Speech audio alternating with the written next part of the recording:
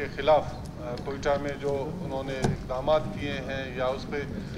उन मगरमच्छों पर वो हाथ डाल रहे हैं वो काबिल सताइश है, क्योंकि ये ऐसा एक नासूर है कि हमारे माशरे में हमारे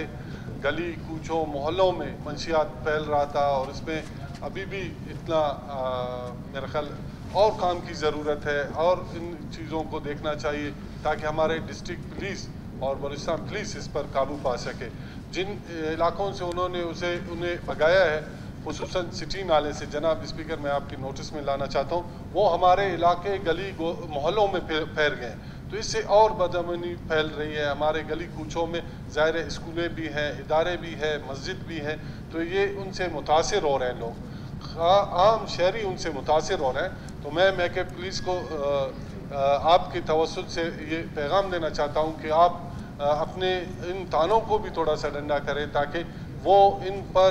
जो उनके जो मंशियात भेजने वाले हैं उन पर काबू पाए ताकि ये नासूर हमारे सूबे से ख़त्म हो जाए। तो एक चीज़ और आपकी इजाज़त से, मेरे दोस्त ने, मैं और तो जवाब नहीं दूंगा, हमारे उन 3.5 साल का हिसाब कौन देगा जो हमारे अवाम ने हमारे हलकों में जो मुदाखलतें हुई और हमारे अवाम ने सफ़र किया था, उसका भी जवाब चाहिए सर। शुक्रिया।